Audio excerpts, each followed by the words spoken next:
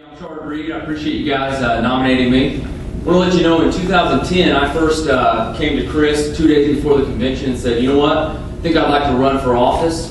One of my students said I should, so I think that sounds pretty fun. It's a great idea. And I didn't know anything about it. Met with Mike Cole, and he's like, sure, sounds good. So I ran, and really, I mean, talk about an amateur campaign. I had no idea what I was doing. Jim Rainwater was my manager, campaign manager. He also had no experience. So here we are running around like chickens with our head cut off. But I'll tell you what we did is we busted our butt. You know, we spent a lot of time. We took the issue seriously. We did a great job of not only presenting our message to libertarians who are already going to vote for us, right? But we spent time with Democrats and Republicans alike. And I actually ended up winning 8% of the vote in the 5th district, which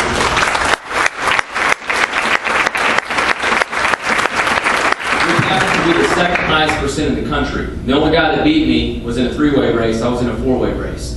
And independent took 5%. This time around, we're not going to do that. We're going to kick butt and take names. Indy Star endorsed me last time, first libertarian to ever be endorsed. My goal is to win this race. I don't buy into this mentality. You know, we're in it to make a point.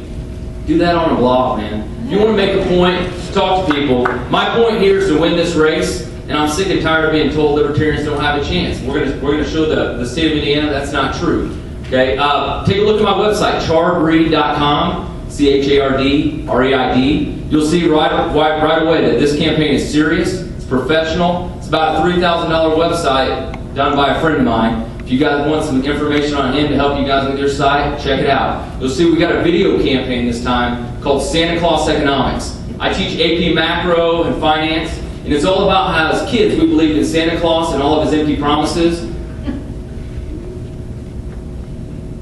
And as adults, we still believe in the empty promises of government.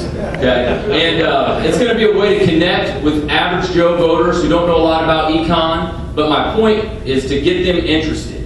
And this time around, my plan is to raise a lot more money. I think I can win if I raise $100,000. Last time I raised $15,000. Okay? Rebecca, I think, was the only one that probably raised more than me. She was statewide candidate. But the truth of the matter is, and here's my challenge to you guys, is of that $15,000, less than $1,000 came from libertarian voters. That's Republican, Tea Partiers, and Democrats who have supported me. You know, as I look at this crowd here, there's 100 of you in here, even $25 each. That's going to jumpstart $2,500 right off the bat. Think what I can do with $2,500. Number one, put up the same. That's true. I like you all. But you know, I had a billboard up last time. People think that's a waste of money. I had people for a year afterwards saying, hey, you're that guy that ran for Congress. I saw your billboard. My plan is to just litter the whole 5th district with billboards, advertisements, get us out there. So the other thing is, I need help on the ground. I had no ground support last time except from a few people. If you guys can help me at the state fairs, the gun shows, door to door, we need help just getting out the message of liberty. Most people that I talk to find out they're libertarians after you talk to them. They don't know it before. And we got to take the time, we got to work hard. We can't just expect that people are going to change their mind if we're not doing the work. Sorry to talk so long. I was doing that.